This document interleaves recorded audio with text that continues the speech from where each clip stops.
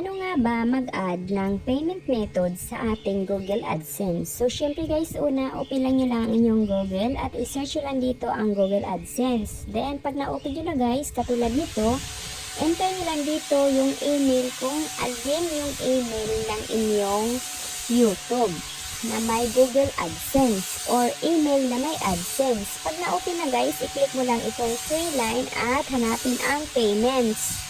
Then, payments info. Then, payment account. I-click mo lang at piliin ang Philippines dollar yung pangalawa. Then, as you can see guys, may earnings ako na $38.02.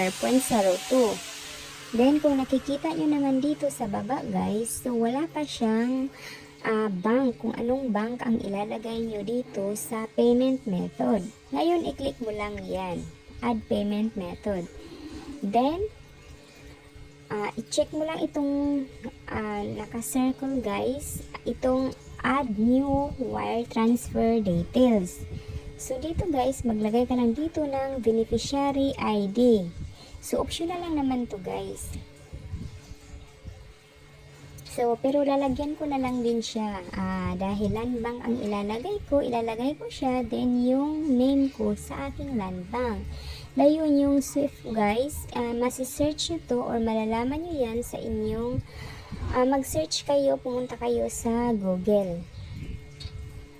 Ayan, i-search lang natin dito ang Land Bank Swift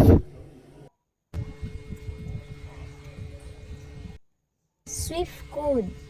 Ayan. Then, ito na siya guys. I-copy paste lang natin ito. Ayan. Then, balik tayo doon sa Google AdSense.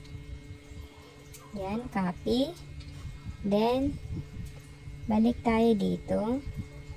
At, i-copy paste lang natin. Then, ilagay dito ang account number kung ano yung account number ng inyong bangko. Then, pagkatapos guys, sa next guys is i-retype lang natin ang account number natin dito. Yan. Then, i-click lang natin itong, scroll up ka lang, then i-click lang natin itong arrow. So, dito guys, optional lang naman yan.